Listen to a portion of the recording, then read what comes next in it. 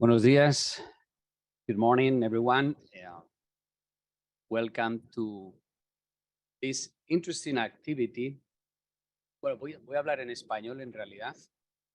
Quienes están en línea, que se unen de manera virtual, tienen interpretación en la herramienta.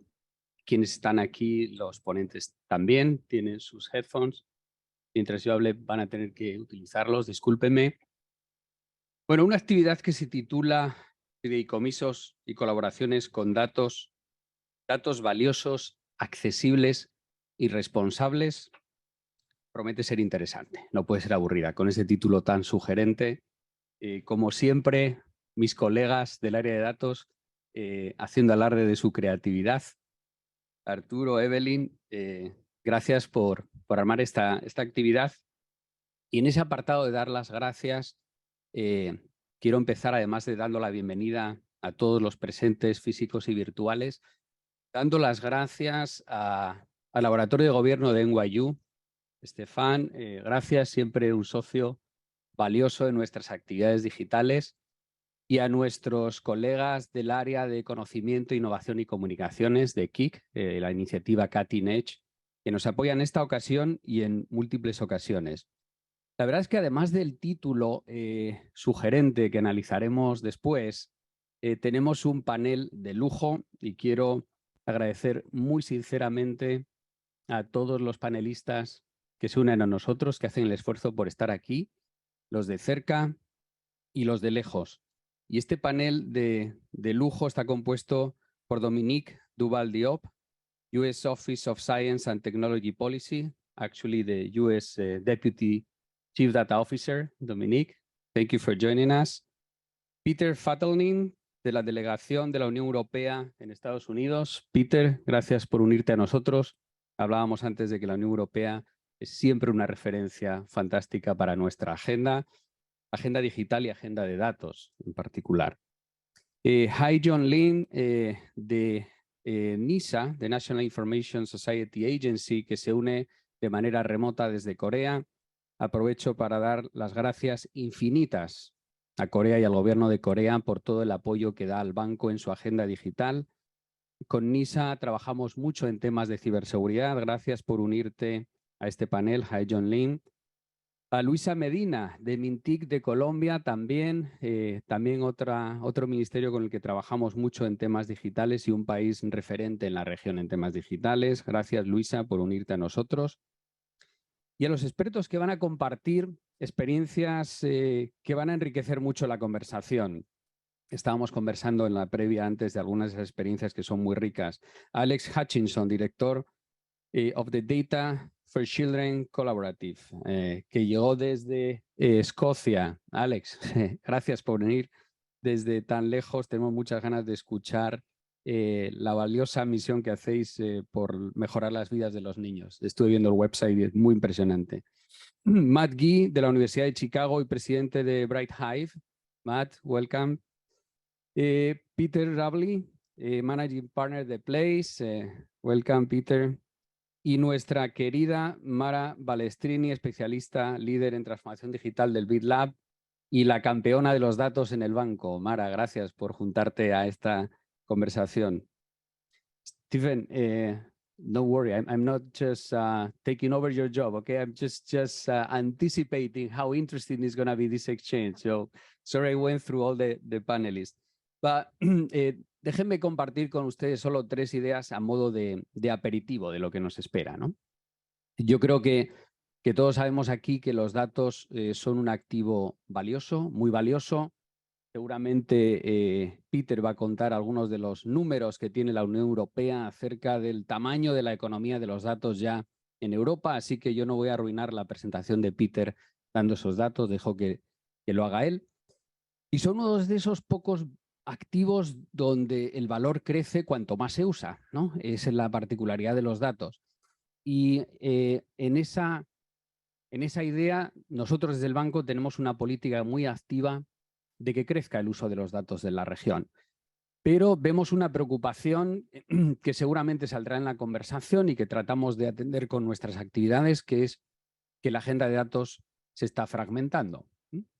Hay unos que quieren abrir los datos, hay otros que quieren protegerlos, hay unos que quieren interoperar, hay otros que quieren ponerlos bajo políticas de ciberseguridad.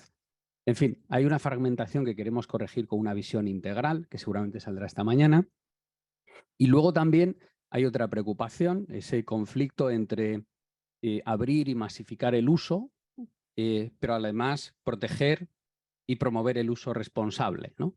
Y cuando hablamos de inteligencia artificial, el uso que no tenga sesgos, que siga principios éticos, etcétera, cosas que a lo mejor Peter cuenta también porque la Unión Europea está generando, a punto de aprobar el Artificial Intelligence Act, que va un poco en esa línea.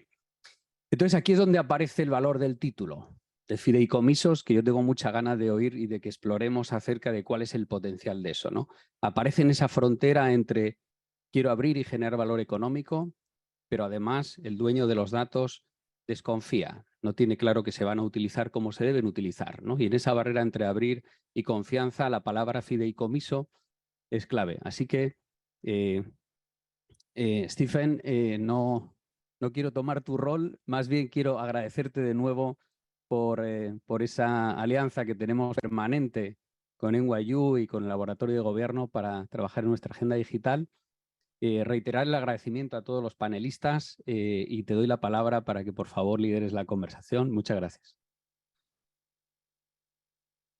Thanks so much, Miguel, for having us. Thanks, Arturo. Thanks, Evelyn, for co-organizing this. And thanks also to Natalia from GovLab, who is here and of course was at IDB before. And so what I would like to do to get us started, and if I could go to the next slide, is to briefly set the stage with one slide, what the topics are that we hope to address today. And I think we all can agree, as Miguel already said, is that we are in the middle of a datafication, which is ultimately the result of digital transformation. Everyone who advanced digital transformation actually didn't anticipate that the main asset that the result of digital transformation is data. And as a result, we have this massive datafication. Each time when digital is being used, it leaves a data trail. And so every organization, including governments that have become digital, are now actually data organizations. Now, the real challenge, and from data organizations, we see more volume, see different types of variety, different levels of veracity, meaning the whole concept of becoming more real-time monitoring and so on. So these are the aspects that we all now know, right? But the real challenge are, first of all, as already mentioned, that data can also be misused. And so a lot of the focus has been on misuse. But by focusing on misuse, we quite often have ignored that actually we also have another problem, which is that those that need data quite often don't have access to it. And so we see data asymmetries emerging because we are stovepiping data, and quite often because we are hoarding data. And so the real challenge in the data space, as you already alluded to, Miguel, is not straightforward, because we do want to prevent misuse, but because of the unique nature of data, we actually want to stimulate reuse. Because as you mentioned, the more data you use, the more it has actually value. And we not only use it, we actually reuse it, right?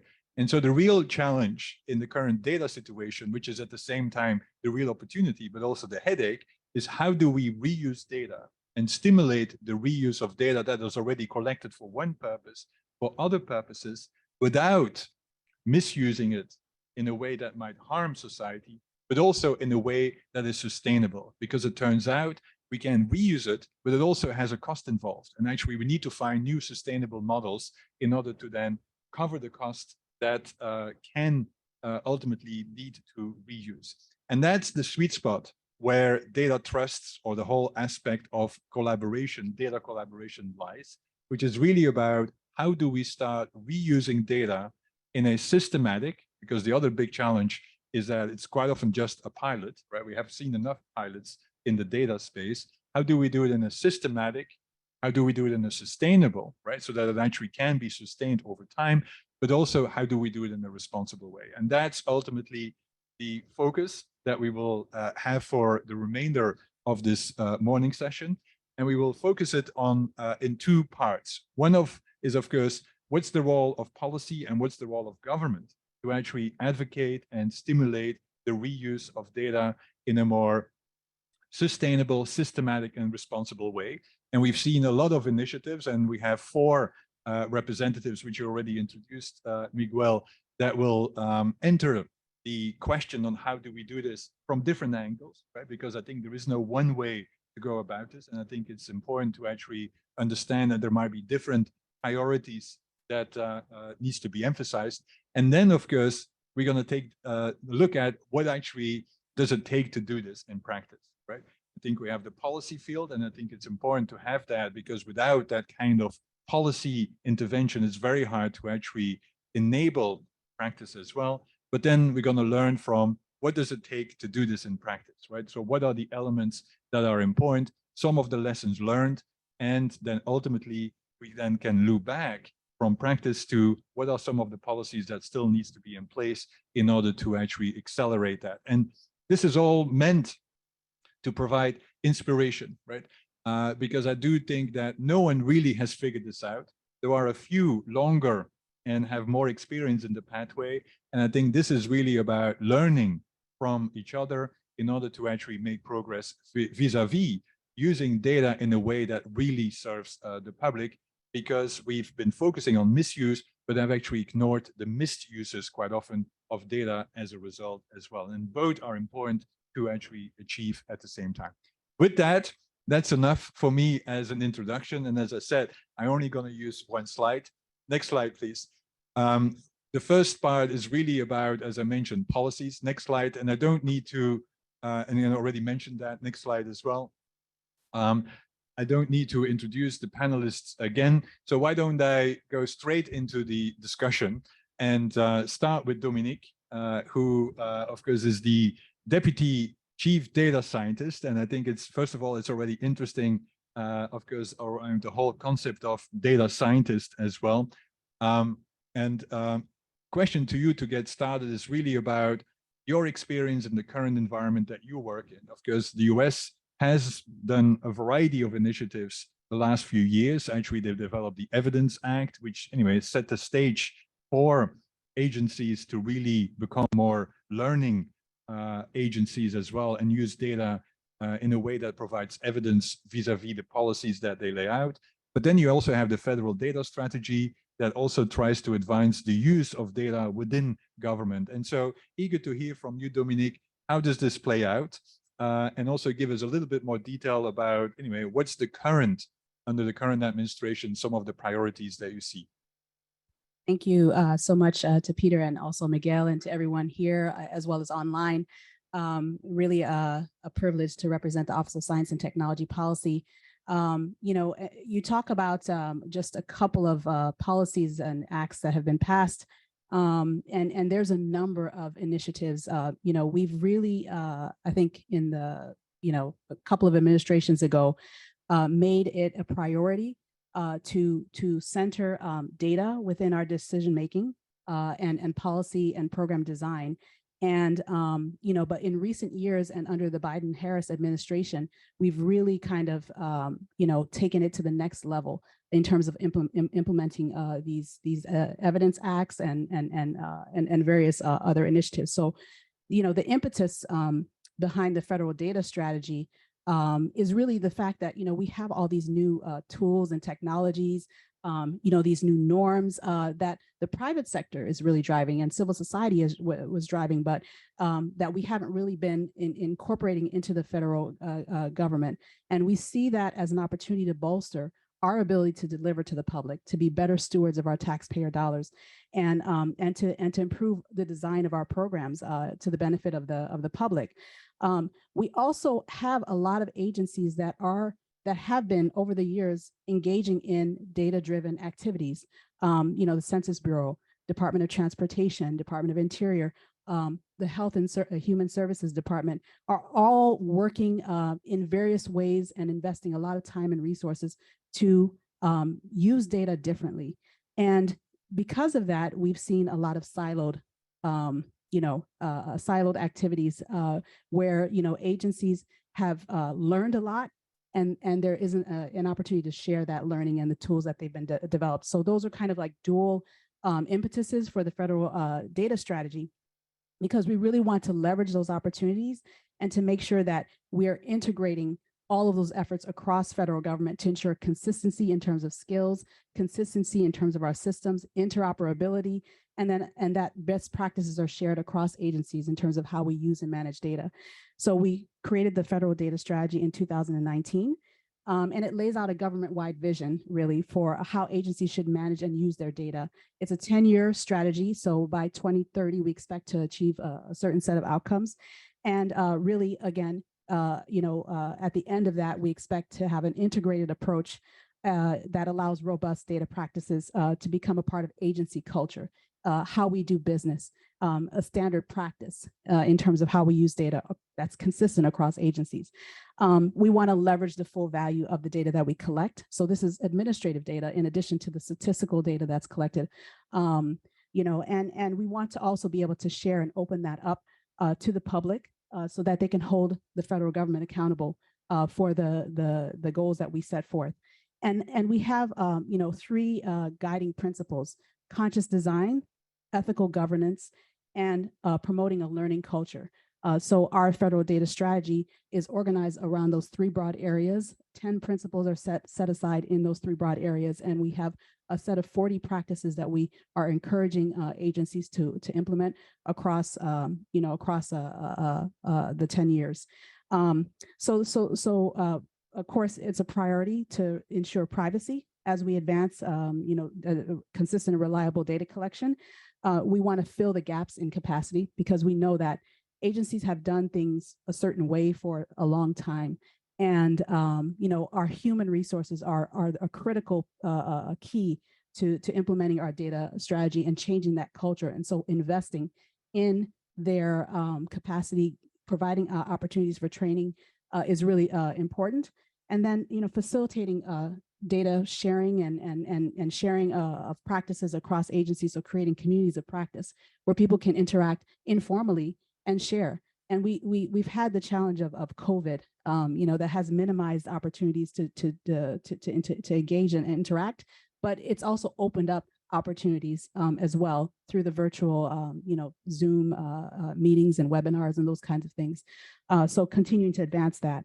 And then, providing opportunities to demonstrate how we can use data in actionable ways. So the Evidence Act is also focusing on really creating a culture of evaluating our programs for impact and then making changes based on the results of those evaluations. So often those are rigorous, long-term kinds of actions, but there are also really short-term, very simple but sophisticated analyses that we can be implementing to inform real-time changes in policy and program design at the life cycle of our programs. And so really developing pilots where we can demonstrate how that can happen, and then sharing that across our federal agencies is also something that we're working on.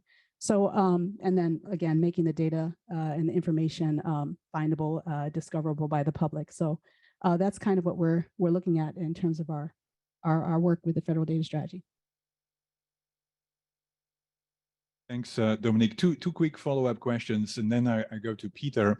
One is, can you tell us a little bit more, because what I really think is interesting about the Evidence Act is that every agency is required to actually develop a set of questions or a set of areas that they want to learn more about, right? And I think in the past that was quite often lacking. It was all about the data and then unlocking the data, but not defining the purpose for which they actually needed data. And I thought that was quite an interesting innovation in the data, in the Evidence Act. And so interesting to hear, how is that going?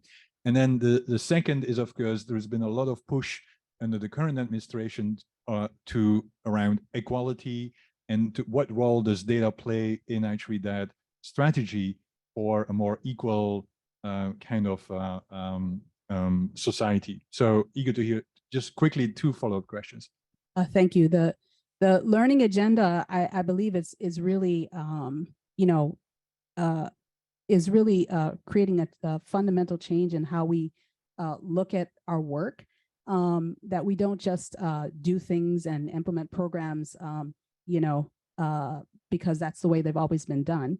And so really, this learning agenda, agencies have implemented learning develop learning agendas, and there are working to, increase hiring of evaluation officers, for example. We have our Office of Evaluation that is within the General Services Administration that's supporting agencies. We also have the Office of Science and Technology, National Science and Technology Council subcommittee that's advancing evidence and also learning.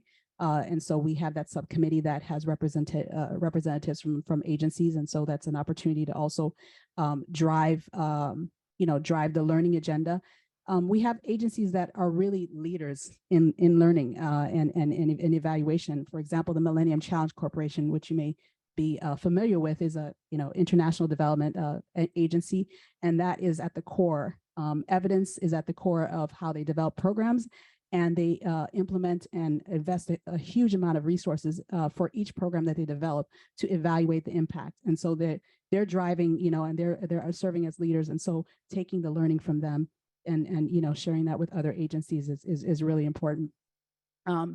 Your other question related to equity, the Biden and Harris administration, it's a core priority for the Biden-Harris administration. On day one, President Biden passed executive order on advancing racial equity and promoting services of federal funding, federal services for underserved communities. And that has driven agencies from day one to evaluate the equity impact of their programs. Each agency through that executive order is required to develop an equity action plan to look at how all of their programs can be used to advance equity, to address the systemic disadvantages and systemic racism that's embedded in our system. But in order to do that, you really need more from your data. You need robust data supply chains. You talked about this whole issue of supply and demand. You need robust data sharing, and you also need that disaggregated data. You need it disaggregated, of course, across race, gender, sexual orientation, disability, et cetera. And you need it at small geographic areas and tracked over time so that you can do that longitudinal analysis. So in order to make sure that all groups and all communities are accessing government services equitably, this disaggregated data allows us to see who is and who isn't benefiting, who's being left out, whose voices aren't being heard. And we call this equitable data. So the day one executive order also created the Equitable Data Working Group, which was tasked with identifying inadequacies in our federal data infrastructure and how we collect data. And it laid out a strategy for improving those practices as it relates to equity. And equitable data is data that allows for rigorous assessment of whether or not our programs are yielding fair, just, and impartial results for people and for communities. So this is something, again, that I said is driving a lot of our work. And one specific example, I think, that is very simple, as I mentioned earlier, those action-oriented, simple analyses that are really powerful. But for example, we have a program that was, the Bipartisan Infrastructure Law, which was passed in November 2021. It allocated $1.2 trillion in funding. 550 billion of that is in new programs. And so agencies are scrambling. They have to hire a lot of people. They have to put out all of these funding opportunities. And how do you ensure that communities who have never received federal funds get access to that? Well, you have to do outreach, right? And as we do outreach, agencies, count the number of people that attend these outreach sessions. And they're like, great, we got 10,000 people, who registered and attended. Oh, we've got, 7,000 people. And so they're all happy. But what that may mask is communities that haven't actually participated in the webinar. So the very first step to accessing those resources is getting the information. And so a simple analysis, everyone is doing Zoom. So the Zoom registration data is structured in the same way. And so what we've done, the Office of Science and Technology Policy, my team, is pilot with federal agencies how to analyze that data in a quick way, map it out and layer it with relevant equity data so that we can demonstrate to them how the gaps in those communities that they aren't reaching. And with that information, they're able to immediately in the real time adjust their outreach strategies and target, the communities that haven't been able to participate. And so, we've done that multiple times, and we've also developed, kind of general tools for how do you do this analysis. And we plan to put that like on a GitHub so that, people can, access it and be able to do that, because not only federal agencies need to be able to do that, but also state and local governments that are putting out funding opportunities, because we also have our, decentralized way of how we implement our programs. So this is kind of some examples. Very interesting. And anyway, we could go on and on because it's a very rich, and I'm sensitive to the time, and I hope Natalia will keep me honest here as well. Peter, over to you. And of course, anyway, we've heard from Dominique really what, anyway, from my point of view, what government can do within government. But I think the European Union has been a leader also to actually develop policies on developing a data economy or a data ecosystem across Europe. And so eager to hear from you how this is evolving, and how do you see the those variety of initiatives. First of all, get a sense on what are the initiatives, but also how the variety of initiatives are really adding up to, for instance, what I started with, matching the demand and supply for data in a more equitable way as well. Yeah, thank you. So when Miguel gave his introduction, he used the word trust a few times, and I want to sort of start building off that a little bit. When you look at Pew Research, an organization which is curing citizens about trust in the digital economy for years, no matter what exact question you look at, it always comes out around 75 to 80% of the citizens do not trust the digital technologies we have today. That's remarkably consistent across Europe and the US for years now. Now, if you think about that, that's not exactly a good basis to build a digital society and a digital economy if people don't trust it. This is so we have to work. So how do you kind of build trust? And I think there's nothing magic to it, because we have been doing that in any other economy sector. How do you build trust in automobiles? Not so difficult. Make a good product. So in that sense as well, I think we should here use what industry has as a tool. I mean, and essentially it's going to be a combination between a legislative floor. You rise minimum standards, you encourage innovation. Industry needs to build the technology, needs to build the interoperability, needs to engage with the citizens to build that trust. So what is, and I want to say even disappointing, is that we know that for many years, and in Europe we have had open data policies and e-government policies since more than 25 years. So this is a very long time to get somewhere. And I think we did get somewhere, but we haven't fully unlocked the potential of the digital economy today. A recent study revealed that 80%, 80, of all data collected are never used, not even once. So we live in a data world, and we're not even seeing that world. We're not even getting near of using that. So I think we do still have fundamental issues to settle here and to work on that. And one basic tenet of data policies, this is, I think, where government needs to get involved. One basic tenet is the protection of data. I think we have underestimated the reluctance of people to work with data where they do not have a legal or clear legal position on about the use of those data. And as I always say, any piece of data you have today, doesn't matter what, any piece of data needs to come with a description of its use. Data in itself are of no use at all. It's always the piece of data and the description of use.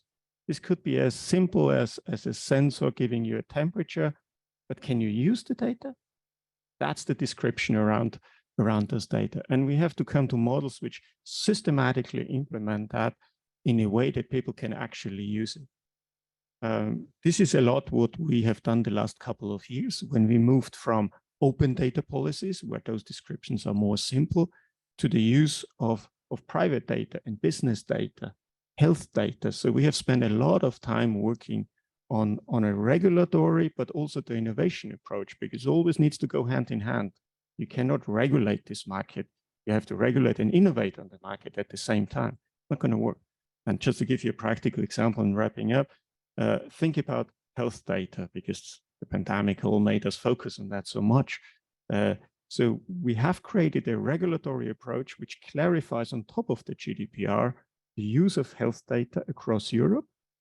But at the same time, we have created health data lakes for European health data. There are European-wide health data sets now already available. So we've created the organizations, that's all private organizations, of course. We brought the companies into that. They have been developing the tools and means of how to use those data. And we are continuing to do that. Gaia-X is another large European technology initiative where we push industry, you've got to do that. And you've got to do it in a way that it avoids these old problems of compatibility or the lack of interoperability, or even some companies with this old-fashioned desire to lock in customers. All of that needs to go away, and it will go away also by regulatory approaches.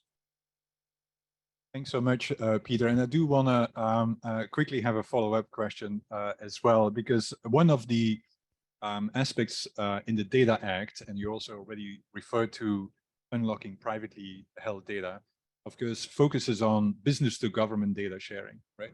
And so can you explain a little bit more on what is being proposed? Because that's kind of quite often the next generation of data policies. There's been a lot of policy around opening up government data, but ultimately the realization is that if we talk about data assets in society, a lot of the data assets resides in the private sector. So how do we then start using those assets for informing decisions that can benefit society as a whole? So eager to hear, because I think Europe is quite of pioneering that space, right? And so eager to hear what you feel is what the current proposals are, and how does it relate with the data spaces as well that you just mentioned as well? Sounds like an easy question. I think it's a very complicated area. So when government tries to access business data, there could be a variety of reasons. So the reason one could be that there is a crisis or an emergency situation. You could also think along law enforcement, for instance.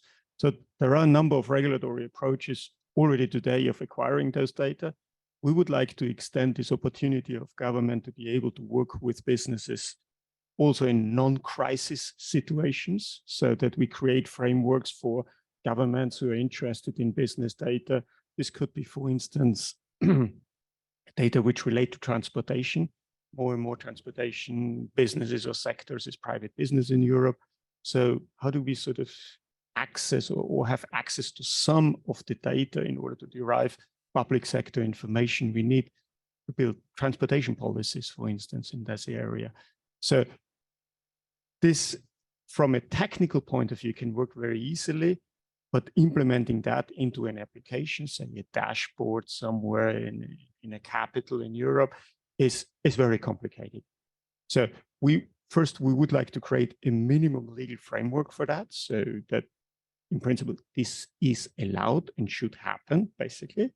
At the same time, as you referred to data lakes and Gaia-X, we need to build those technologies.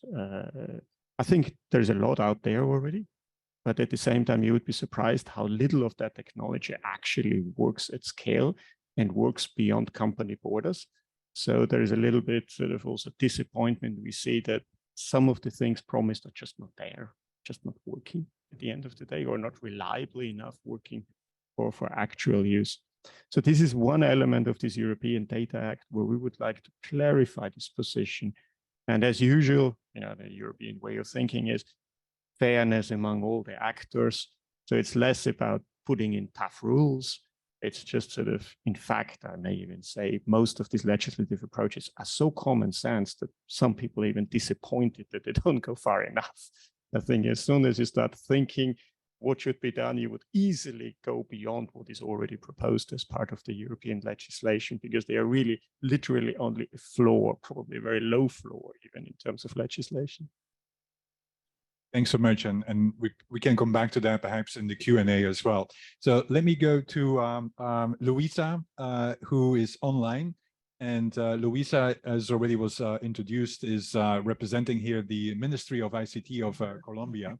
And so Colombia has quite often been portrayed as also a model country as it relates to So eager to hear, Luisa, what's the current state, what's the current thinking? And you've been, anyway, for the last few years working on open data, but also broader on digital transformation in general. So eager to hear on what's the next generation here. Over to you, Luisa. Hola, ¿cómo están? Pues primero que todo agradecerles por esta amable invitación para hablar de un tema que pues realmente me apasiona a mí y es los datos.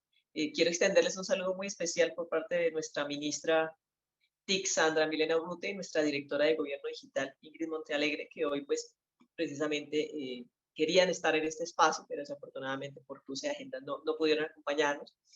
Pero pues como primera medida para darles un contexto de todo este camino que hemos venido recorriendo desde Colombia en torno a los datos abiertos. Quiero contarles pues que esta iniciativa, Datos para la Toma de Decisiones, está inmerso en las líneas de acción de nuestra política de gobierno digital. Esta política que tiene un objetivo demasiado importante y es que nosotros queremos impactar la calidad de vida de nuestros ciudadanos, la competitividad de nuestro país, ¿a través de qué? De la generación de valor público, a través de esa transformación digital del Estado.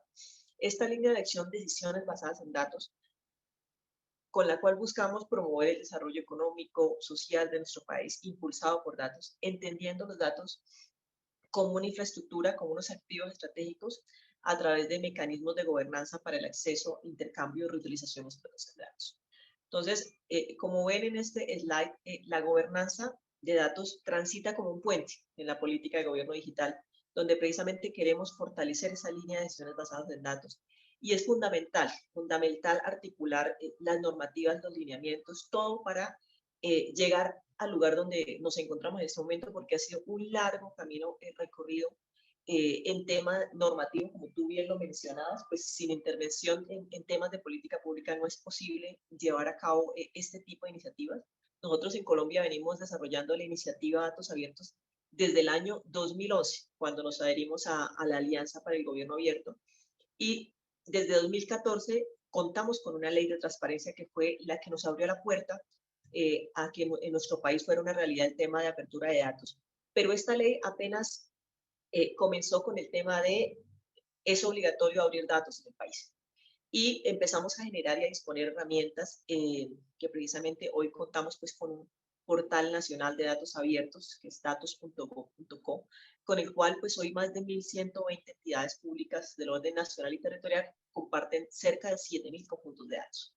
Pero aquí es donde pues empezaron a surgir precisamente todos estos cuestionamientos que ustedes hacían en las intervenciones anteriores, y es la apertura para qué. O sea, yo necesito que esto se convierta en un uso, en una explotación y en un impacto en el valor económico y social de nuestro país. Entonces, en 2020, precisamente a raíz de la pandemia, a raíz del COVID, se evidenció esa necesidad de acelerar esa disminución de las barreras para disponibilizar los datos y para intercambiar de manera más efectiva la información, no solamente entre el nivel público, sino también entre los diferentes actores del sistema de datos, que empezáramos a explotar y a intercambiar datos de una manera mucho más abierta entre el sector público y privado.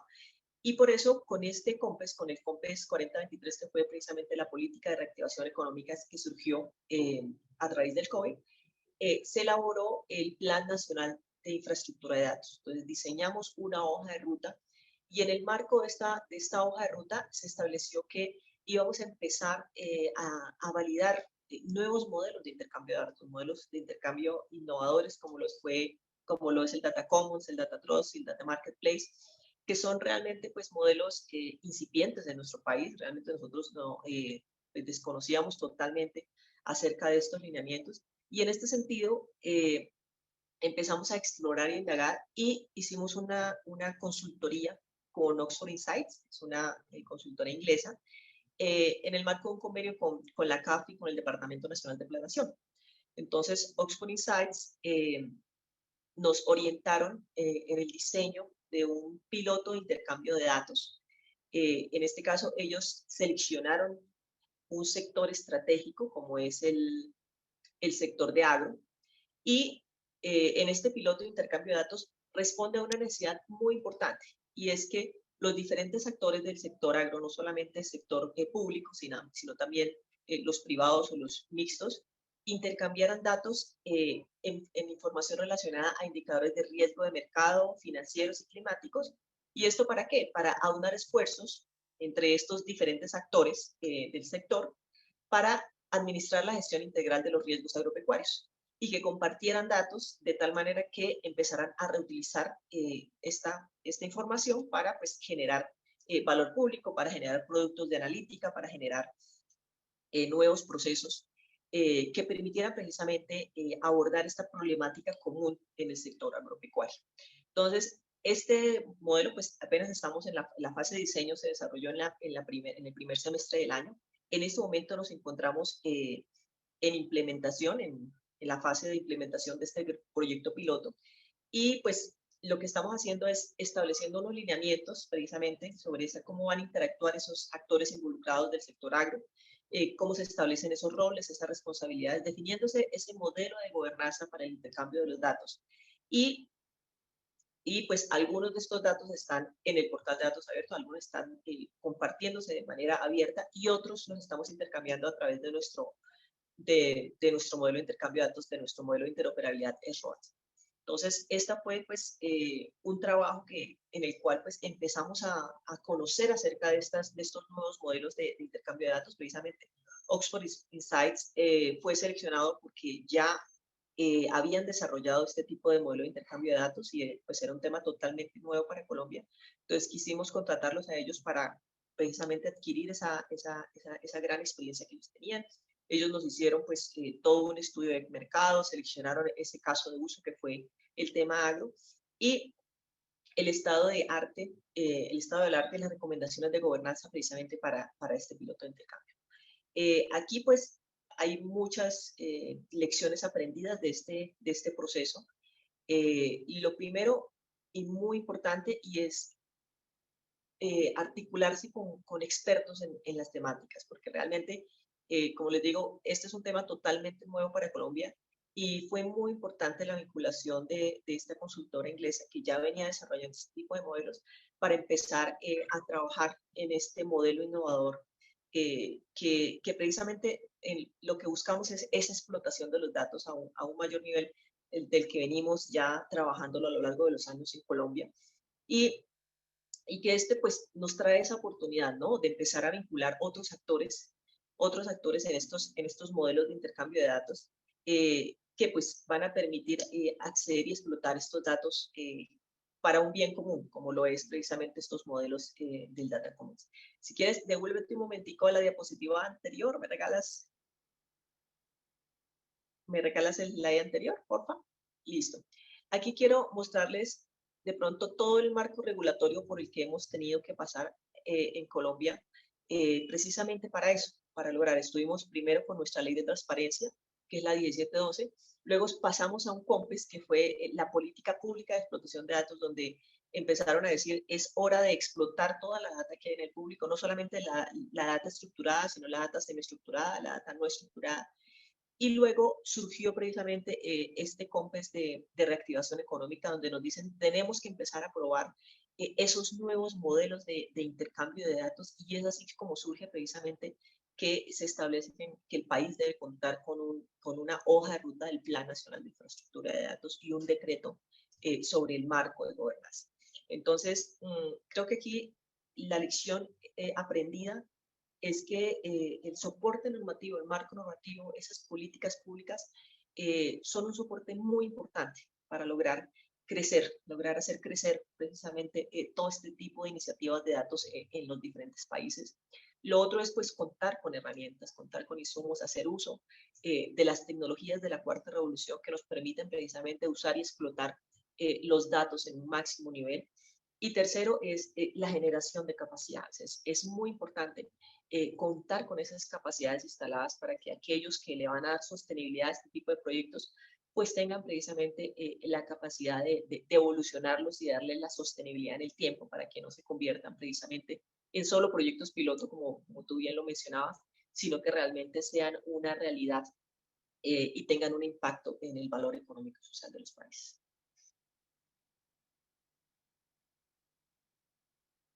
Thanks so much, Luisa, for this very comprehensive overview. I mean, I think you answered all the questions I had actually at the beginning, but I think it's also, I think it's a really interesting illustration of what we quite often call at GovLab the third wave of open data, where initially you started with, anyway, information, freedom of information approaches, then you moved into the open data kind of environment where you really pushed government data, and now it's really about the next wave of data, which quite often is privately held data or data that might not be made fully open, but is still valuable. And so we need to really find new ways of actually then matching that demand and supply, whether it's through data trusts, data lakes, data spaces, or as you call it, data commons, which I think is very interesting, and we can have perhaps a discussion about that. What's even the difference between all of them, or are they all trying to achieve a similar kind of objective, which is really matching demand and supply in a trusted,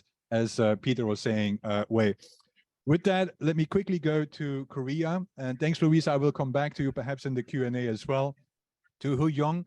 And I want to build upon what we've heard from Louisa, which is really this illustration of moving from open data to data commons and to data innovation. And I think Korea has always been at the forefront of open data and is really also now, anyway, thinking about data innovation, going beyond the open data agenda. But eager to hear from you, Hu Yong, how this plays out in Korea. And thanks again for joining me. I can't even think what time it is in Korea at the moment. So thanks for joining us at an impossible time to join, and eager to hear. And thanks also for your patience to be the last here in the row. Over to you. Okay, so good evening from Korea. Actually, it's midnight. And good morning to Washington. So it's a great pleasure to share the Korean data policies and share some insights from the US and EU and Colombia as well. So I would like to just briefly talk about the open data law in Korea to have a start. Since like Korea has legislated the open data law in 2013, and the law requires the publication of open data in mushroom readable format and in open format with their associated metadata, the description of the meta data sets, and also the publications and update of an open data catalog for all institutions, which are about 2,000 ministries and local governments and all the public bodies. And the law also makes mandatory for the all 2,000 public bodies to appoint chief open data officers and public officials and working level officers. So they are all responsible for releasing the data sets and the quality of the data sets as well. Also, the law, our Korean law also requires all public bodies to develop a national open data strategy and implementation plan. So in accordance with the open data law in Korea, so I want to talk a little bit on the governance bodies, that we have a governance body called Open Data Strategy Council. So it is a deliberating body under the Prime Minister of Korean government and co-chaired by the private representatives. So this council basically deliberate and coordinate, monitor all the governance major open government data policies and plans and implementation plan. And important part of this governance body is the members include 15 ministers and majors from major cities to secure the implementation of the strategy. So just put it in simple, in Korea, we have two main strategies. So one is the open data master plan. So Open Data Strategy Council announced this master plan in every 3 years, and every single ministries and local governments and public bodies in Korea are mandatory to submit the implementation plan to the Ministry of Interior and Safety, which is a leading ministry for open government data in every year.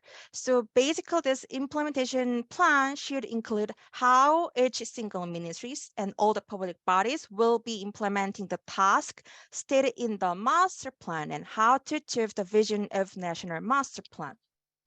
So we are actually under the third Open Government Data Master Plan, and our goal is very simple and straightforward. So it's to guarantee citizens' right to access government data stats and to support to improve the citizen quality of life and to develop the national economy by releasing open government data sets.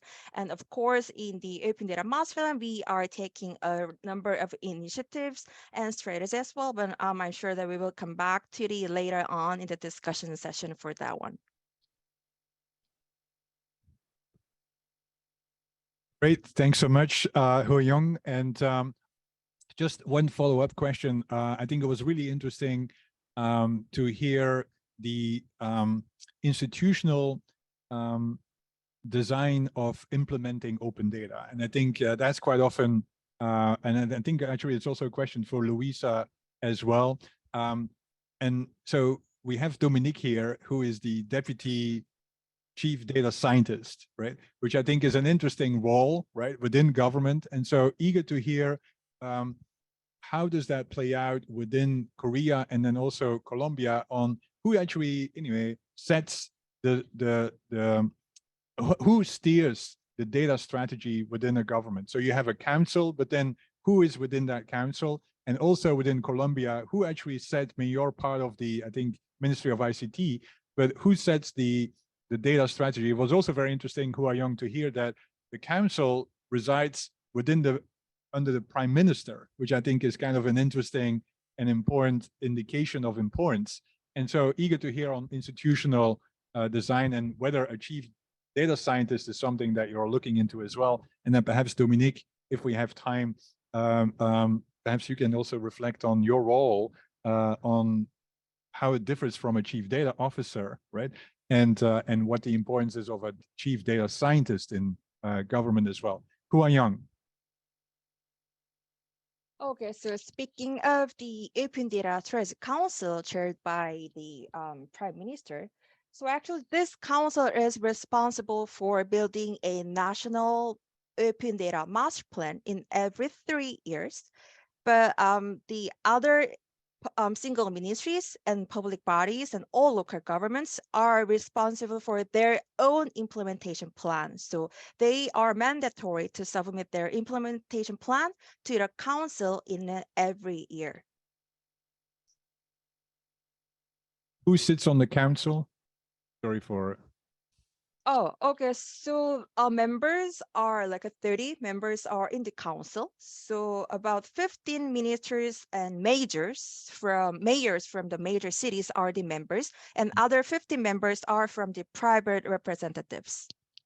That's super interesting because I think one of the key challenges in open data is actually, anyway, quite often the mismatch between what happens at the subnational and the national level. And I think that's actually super interesting to hear that the subnational is represented in developing the master plan as well. Louisa, so how get decisions made around data and in your context, data commons, for instance, within Colombia?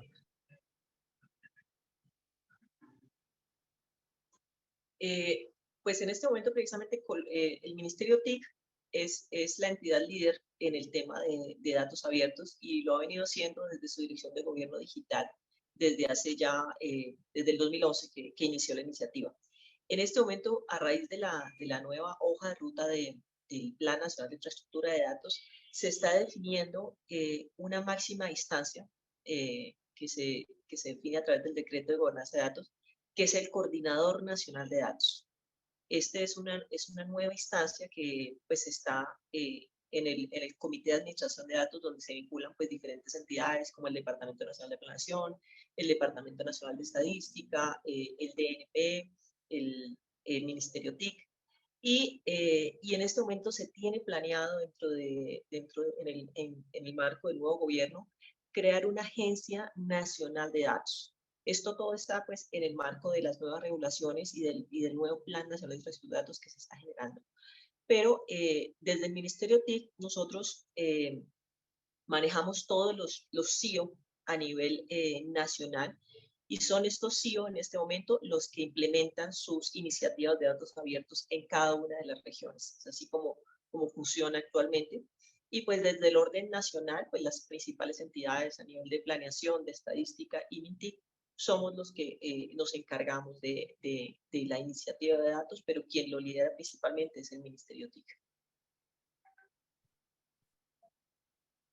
Y precisamente el proyecto piloto que hicimos precisamente de Data Commons lo lideramos en conjunto con el Departamento Nacional de Planeación. Eso fue un convenio que hicimos y a través de la CAP se contrató precisamente esta consultora que es la que nos apoyó en el diseño de este nuevo modelo de intercambio de datos.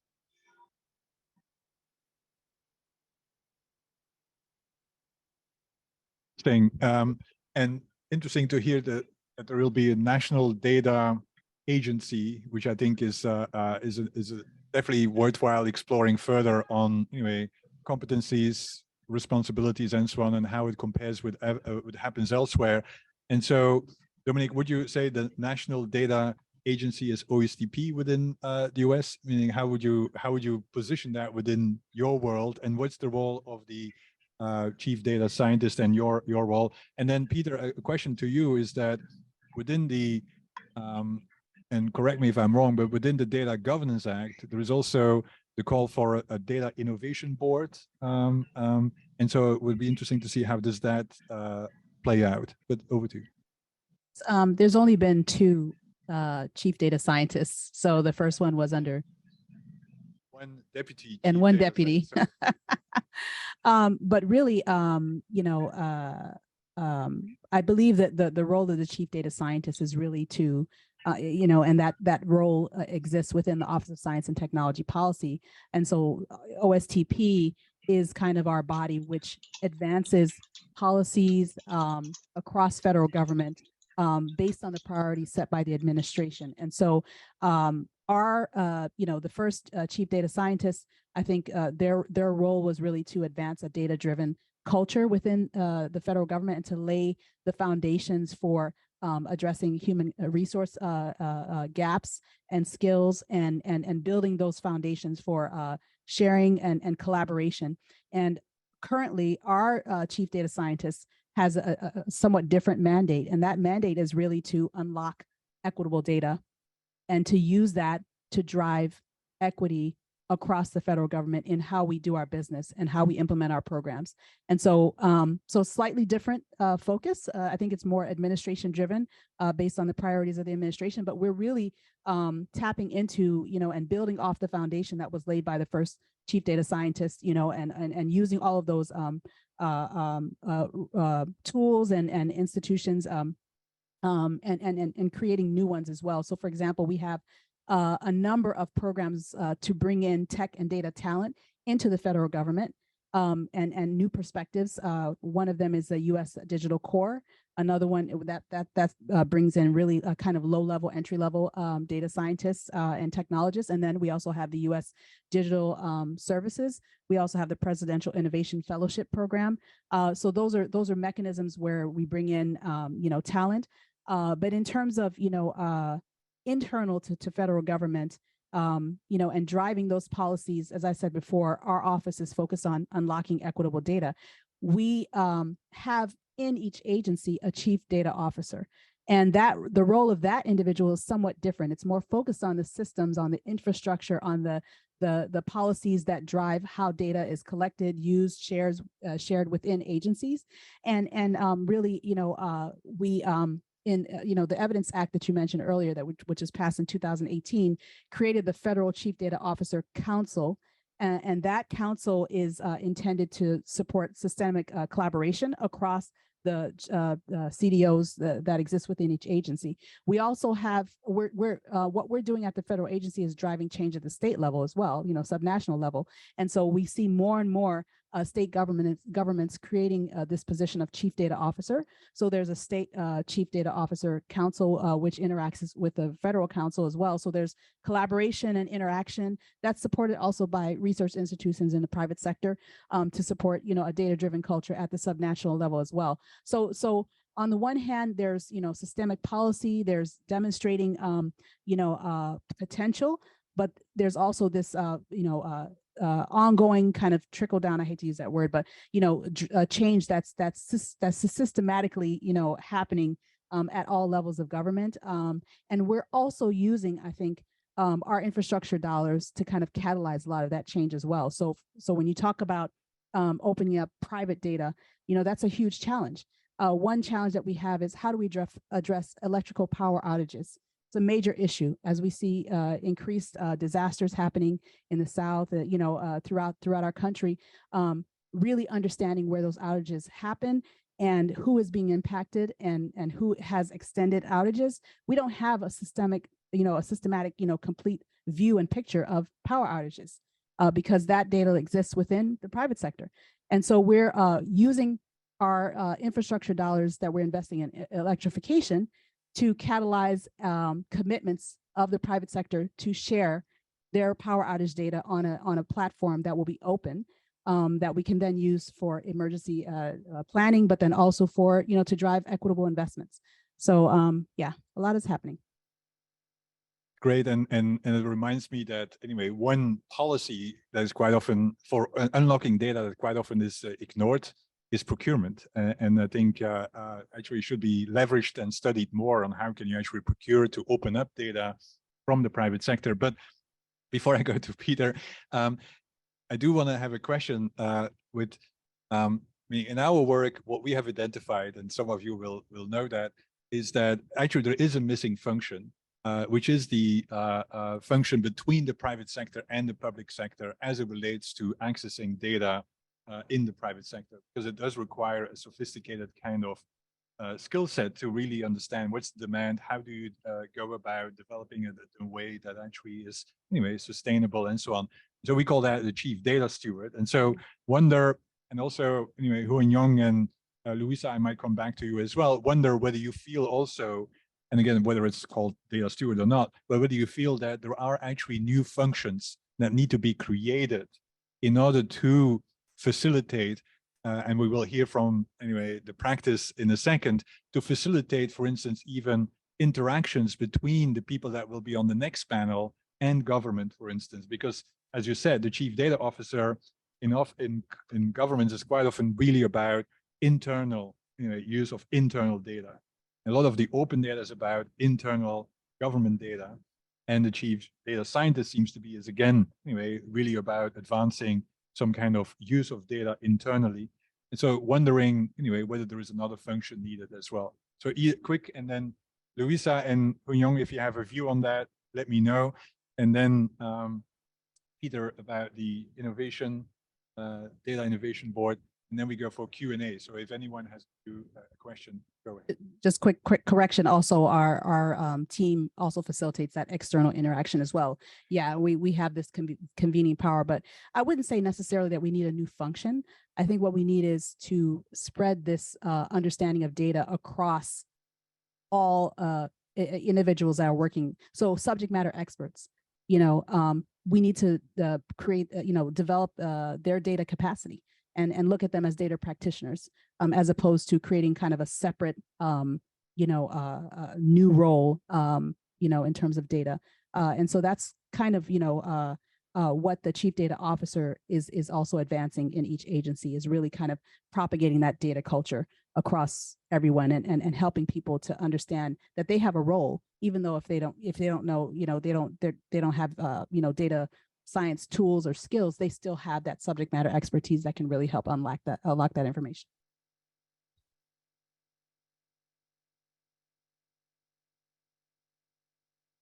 Hunyang, Luisa, any reaction on if you have a data commons? Do you need a new function to actually keep that going?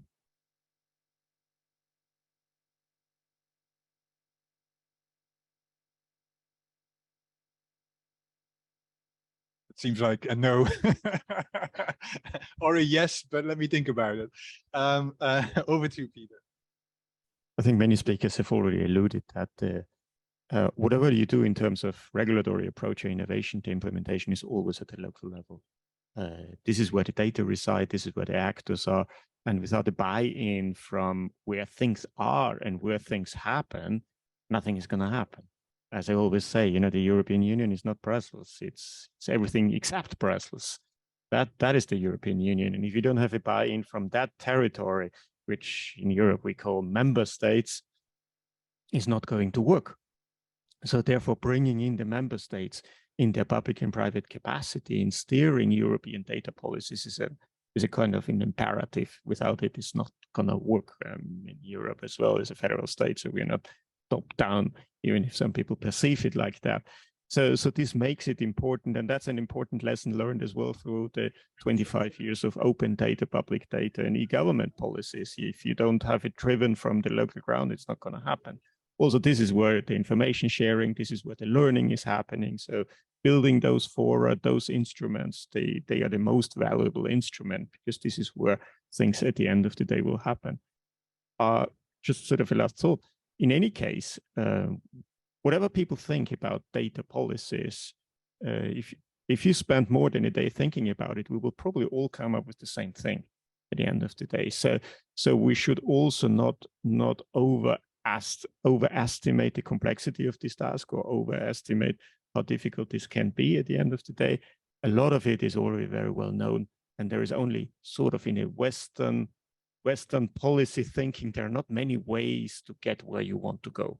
And this is also what we in the European Union, I don't think we have invented any of that stuff. It's just being put together for best lessons learned from wherever we could find them, put them in a piece of paper. And here we go. So I think we should not overestimate there are too many different models of implementing the ideas we have in mind. There may be other countries around the world, they have their own ideas. That's fine. But in our part of the world, I think this is quite a clear path forward.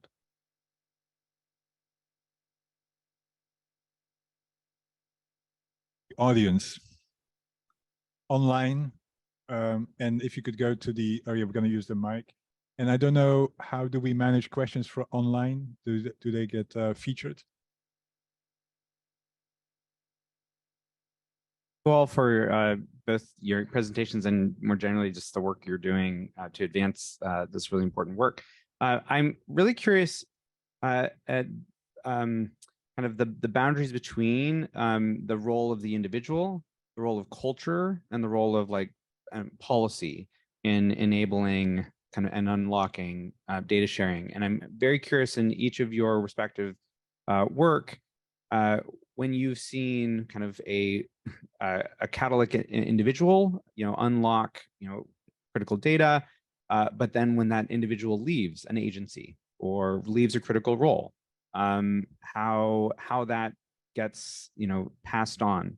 I'm just very curious, seeing so many data collaboratives kind of, the graveyard of data collaboratives is riddled with great projects that lost the person that made them happen, or a great culture that then was lost in a major transition of administrations or policies.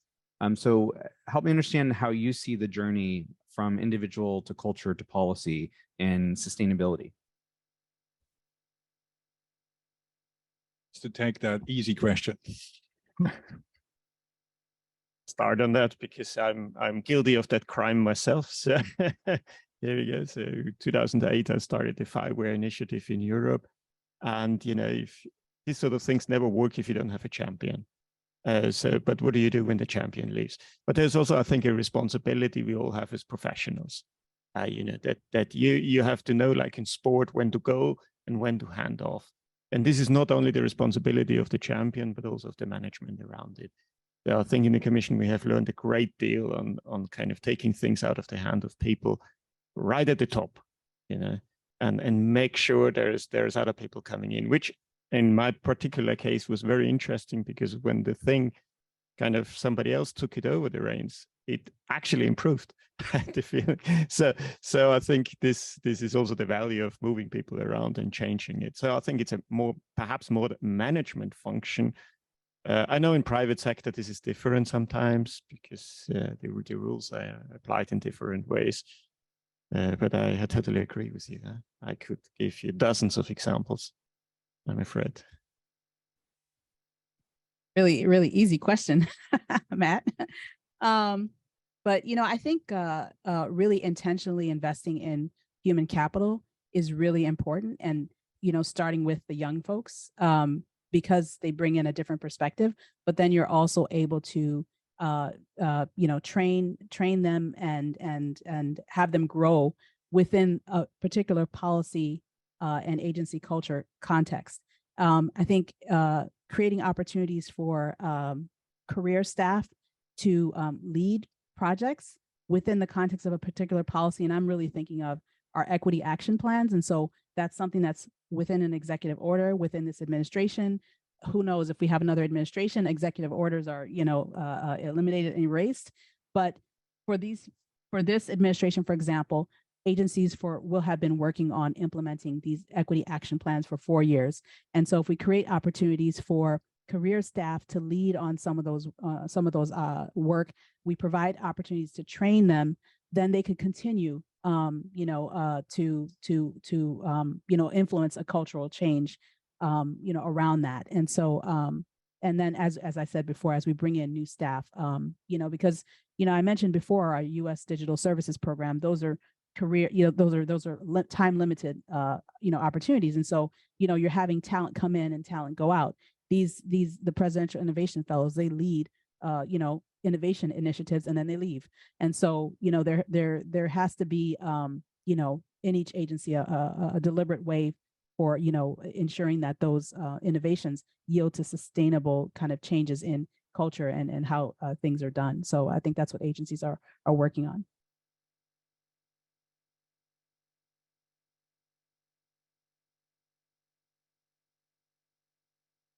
Okay, just a quick comment from Korea. Okay, go ahead, Luisa. Dale, Lim.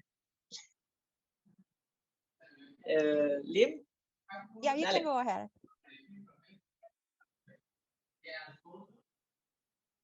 Bueno, desde Colombia creo que tenemos algo muy importante y es el tema de la gestión del conocimiento. Creo que es importante que perdure en el tiempo porque efectivamente los cambios de administraciones hacen que toda esa cantidad de proyectos, toda esa cantidad de esfuerzos y esa pérdida hace que haya una pérdida de conocimiento en la medida en que van cambiando las administraciones.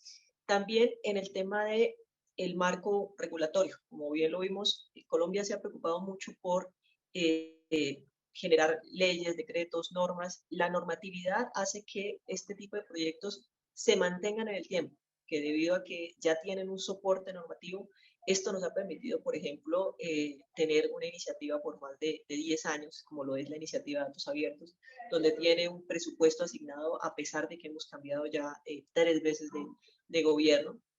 Es muy importante vincularlo precisamente a los proyectos nacionales, a los proyectos territoriales, ¿no? Entonces, por ejemplo, en este momento nosotros nos encontramos desarrollando el plan nacional de nuestro país y el tema de datos está por todas partes, precisamente porque nosotros ya nos entregaron las líneas claras de cuáles van a ser como las nuevas prioridades del gobierno y en cada una de ellos hemos estado vinculando proyectos de datos y proyectos obviamente de uso y explotación de datos. Entonces, creo que aquí es muy importante para darle sostenibilidad, soportarse en esos marcos normativos, en esos planes que abarcan el largo plazo y eso sí también trabajar en la gestión del conocimiento para que no se pierda precisamente toda esa capacidad que vamos instalando año a año en las instituciones y en los ciudadanos. A ver si te doy la palabra, Lynn. Okay, there's just a quick comment from Korea. As I mentioned earlier, so to secure the continuity of the data work within the government, so Korean law makes mandatory for all ministry and local government bodies and public bodies to have at least 2 open data officers in charge of releasing the data sets and the quality check of the data sets.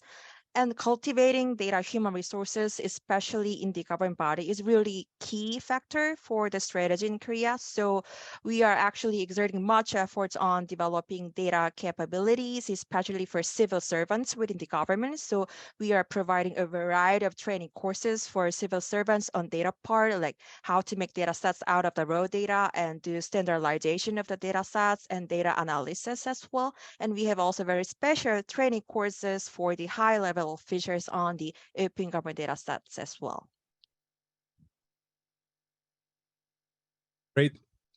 We have one question from the audience, and it seems like it would be really interesting actually to do this kind of comparative analysis on how capacity within governments, right, and how you, for instance, do this kind of building of capacity among civil servants to become more data driven. I think it would be interesting to see what other lessons learned, whether you plant anyway like foreign bodies in government and then leave them, or whether you do it in over a different period. I think it's an interesting topic that perhaps we can explore at a different time. But Natalia.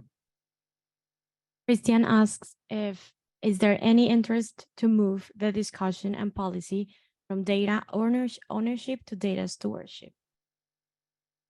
So that's the similar kind of question as the data stewardship, but it's more about, I think, if you think about misuse and reuse, that's where I see data stewardship, right? So because we just actually did something, an analysis of data governance, and most of the data governance regimes are still very much focused on actually data protection, right? Not on data stewardship, which means that anyway, your 80% that is never used quite often is because anyway, there's no incentive to really think about how do we steward our data in a way that really creates value, right? And also in the private sector, how do they steward their data in a way that also contributes to societal well-being? And I think, anyway, question is, anyway, do we need a data stewardship wave in addition to an open data wave that actually goes more about the reuse of data in a responsible way? That's an excellent question. Thank you to whoever put it forward. That's really interesting, and I think it's a direction that we need to head. I don't think within I think that's something that we continue need to work on within our federal government. But there's one program that I think is leading us there, and that's called the Opportunity Project. It's it's a program that's led by the Census Bureau, and what it does is it creates advances problem statements that civil society can respond to, as well as research communities. And the idea is to use is to encourage the use of existing data, data that is not really used. And a part of that process is once we have our tech teams that respond to these problem statements, we develop. There's a curated set of data as well as other data that's brought in, and data stewards are supposed to be identified to support the use of that data, by the tech teams. And so just that, learning by doing, that piloting, that demonstrating possibility, for how do we encourage data stewardship. I think that's one way that we're doing that.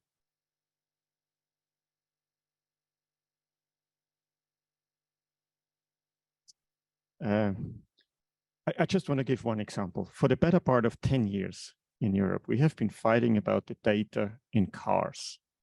So you buy a car, comes with a load of sensors, some connectivity, data goes somewhere. 10 years fighting, no result.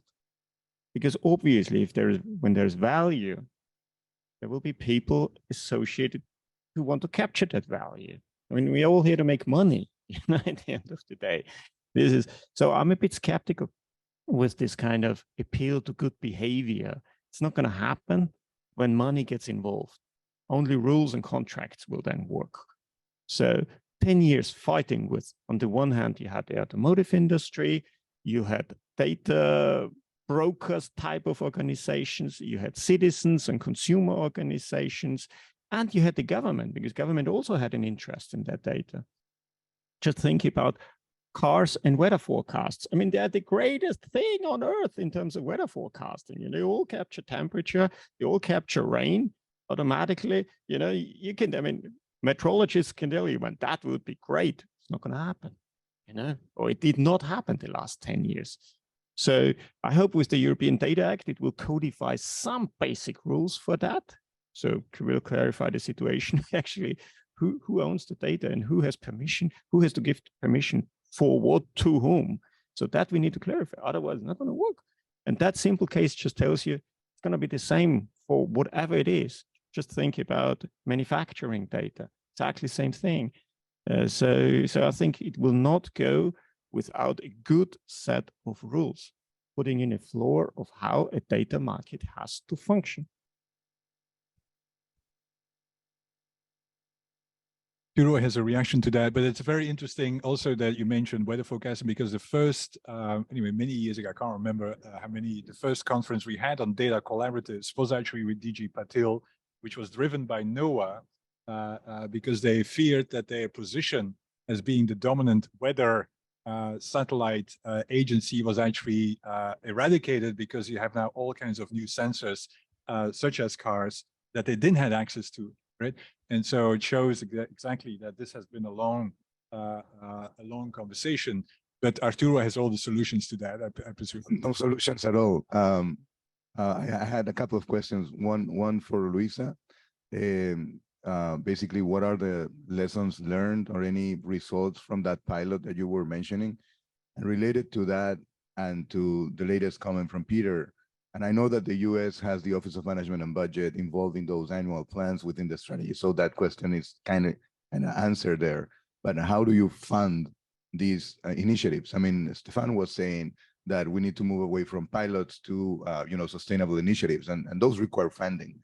And not necessarily the people that are in charge of planning and creating those action plans and figuring out what's needed are in charge of the budget. So how do you close that and try to move away from pilots, which of course you can find funding for, to more sort of sustainable initiatives?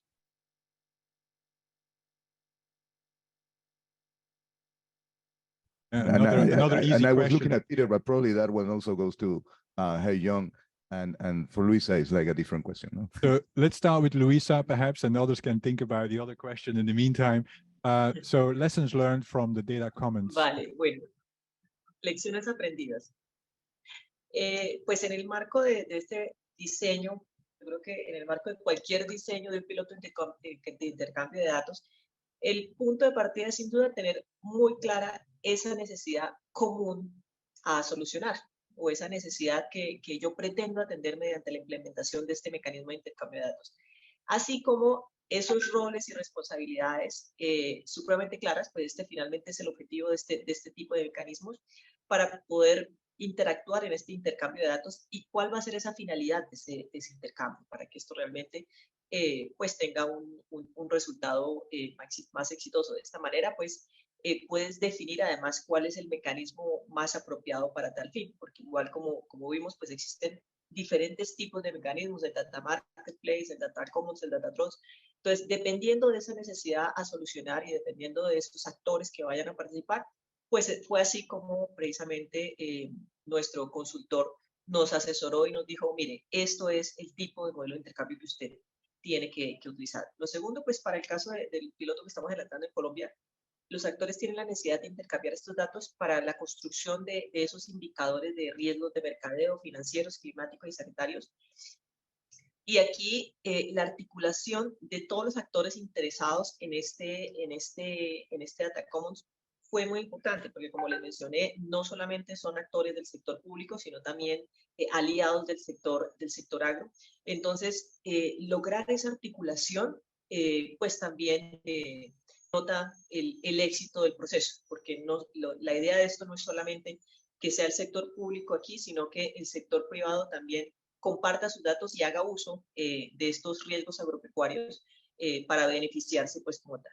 Y importante, pues la posibilidad de meter nuevos actores, de mapear todos los actores relevantes de este Data Commons, no sé, sociedad civil, investigadores, que pudiesen también aportar a los datos del futuro. Aquí también súper clave que esto quede pues en cabeza, en este caso del Ministerio de Agricultura, que es como la entidad referente en el tema, para darle continuidad y sostenibilidad al proyecto, porque como bien lo vimos, no se trata de que nos llenemos de proyectos pilotos, sino que en realidad esto a futuro sea una realidad y se convierta, pase de proyecto piloto a proyecto real. Y esto solamente lo logras si lo dejas pues en cabeza del referente del tema, en este caso pues del Ministerio de Agricultura. En este momento nosotros estamos disponiendo desde el portal de datos abiertos para que esta entidad disponga como un micrositio donde va pues a disponer su piloto de intercambio de datos. Entonces, pues también importante pues que se cuente precisamente con la infraestructura para poder hacer el montaje de estos pilotos. Y se deje pues una capacidad instalada en la entidad que lo va a liderar.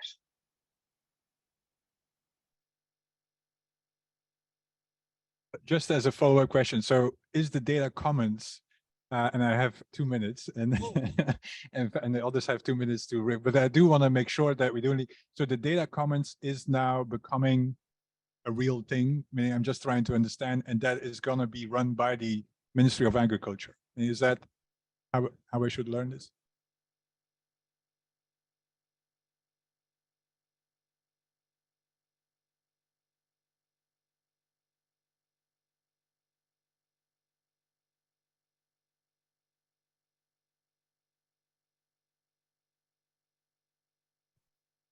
Luisa, lo que quería decir Estefan es confirmar que el Ministerio de Agricultura va a quedarse con el Data Commons. O sea, si eso ya es un hecho o si es más la intención del MINTIC.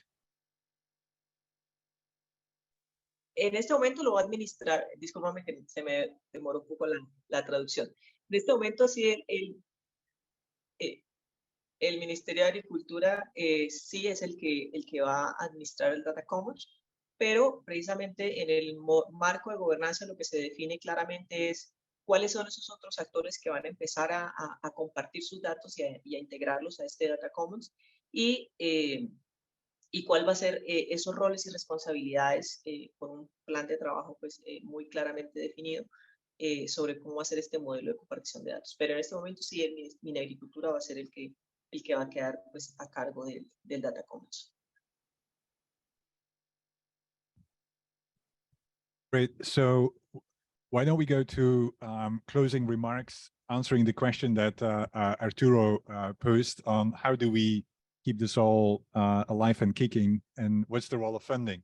So why don't we quickly go around, and perhaps Dominique, do you want to start and reflect on, and again, it's going to be interesting because in the next panel, we're going to look into actually funding models for data trusts, which I think is quite often, as I always say, ignored aspect, but surprise, surprise, a crucial aspect to keep things going. And so, Dominique, interesting to hear what you feel the role of funding is in all of this. It's a critical piece of the pie because, you know, as we know, agencies, you know, they have their missions, they have their programs, and they also have their constraints. And so the federal data strategy across the 10 years, the third through fifth year, we're going to be focusing on you know, identifying budgets, estimating costs, and you know, putting that as part of our plan because we know we need to invest in systems, new systems, interoperability, and then also human capital. And so that is a critical piece of the federal data strategy that will be implemented. We'll be funding that as a priority in our budgets. And I think keeping the communities of practice and all of the mechanisms where we're allowing and facilitating the sharing, you know, both informally and formally. We have a number of councils making sure that all of those, you know, the federal Geographic Data Council, for example, or Data Committee, our Chief Data Officer Council, our Evaluation Council, we have, you know, our Fiscal Officer Council, like all of that. We need to make sure that they're working together and they're continuing to exchange. So that's, you know, that's how we can advance sustainability. Is there also, and Natalia gets very nervous because I always ask additional question, but is there also a an effort by the chief data scientist, for instance, to actually also document the value created by data and why you need to fund it, because actually the value is higher than the investment? I mean, as I told to Peter, I was tasked together with others to evaluate the potential impact of the Data Act in Europe, right? And then the question was, anyway, so what does then, anyway, justify the regulation, but also, anyway, what does that mean in terms of then investment as well? And frankly, there was very poor methodology for doing that, right? It was like, frankly, trying to figure out what the value might be in certain scenarios. And so I wonder whether that's a role for the chief data scientist to actually have the value proposition, saying, like, for instance, what you do with infrastructure. If we actually have the data, anyway, we will be far more effective in investment, less waste, blah, blah, blah. And so wonder whether that's an aspect. Ditto. You said it all. Okay. That is part of our role, is to demonstrate the art of the possible, and to make sure that, you know, we're showing that this is actually something that can be done. But also across Office of Science and Technology Policy, we have a number of, you know, subcommittees that are working to demonstrate and look at the evidence and you know, of implementing these approaches and the value of doing so for you know, our people, and for, you know, the efficiency of our programs and stewardship of our taxpayer dollars. Yeah. This is a super interesting question. Arturo, I'm sure you know the answer better than I do. But let me give just sort of examples to walk along that question. We fund a lot of innovation initiatives, and there it's clear that we would like that to become part of an industry ownership.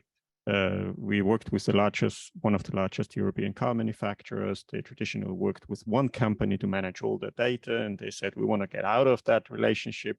We want to sort of have something which could be multi-tenant cloud hosting and all sorts of ideas about competing services you have. So we worked with that industry to develop the technology, which actually existed anyway. It's just sort of bringing knowledge into a new industry, pretty much is what we do. And then this is working. The idea of standardization comes quickly in. So we use our funds to nudge industry to use. But at the end of the day, we go out, they own it, they do it. Fine. That's an easy, simple scenario. Another simple one is think about when governments are compelled by law to publish data. Fine. And the money for that enters the general budget and will be there forever, probably.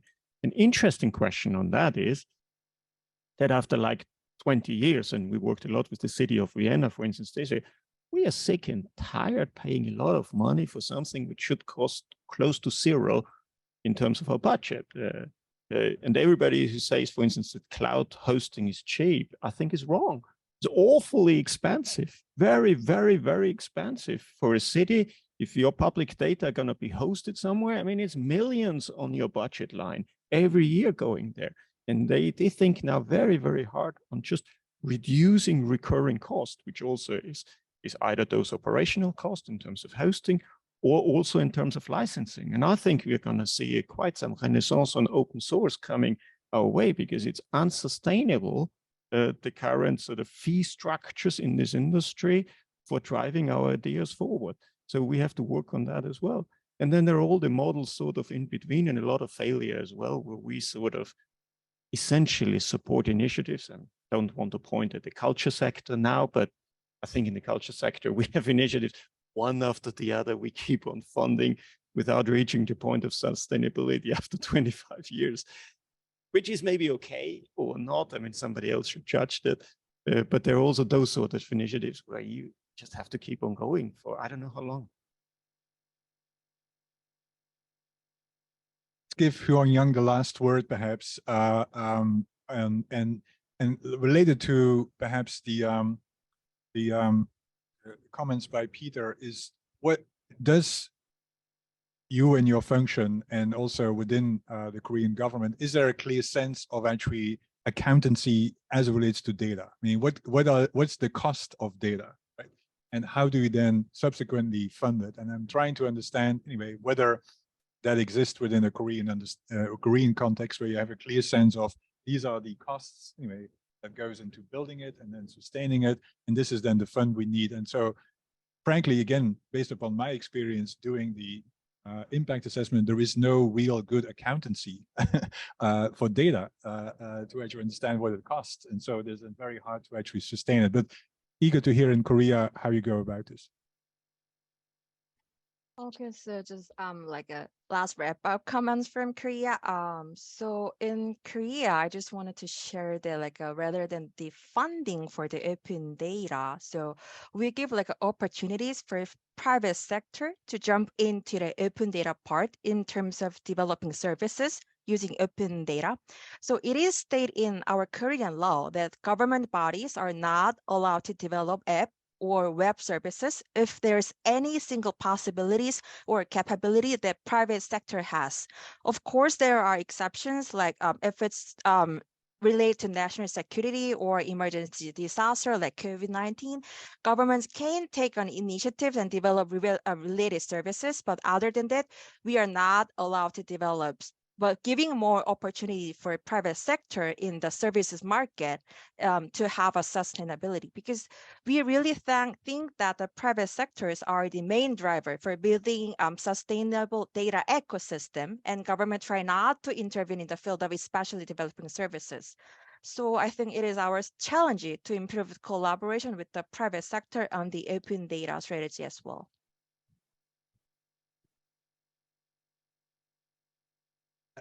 I suggest and Natalia suggests for sure that we close because we are over time probably. We close the session. This has been super interesting. Thanks, Louisa, for joining remotely. Thanks, Hua Young, for staying up so late and joining us as well from Korea. Thanks, Peter. Thanks, Dominique, for being here in person. I've learned a ton. This is really interesting to actually, deconstruct what this is all about, because by the end of the day, it's really in the details quite often where the solution and the challenge resides. And I think it sets the great stage for the next panel, which we will have after a short break, that really then goes into the detail on how do you do this? What's the practice of data collaboration in a more systematic, sustainable, and responsible way? Thank you very much.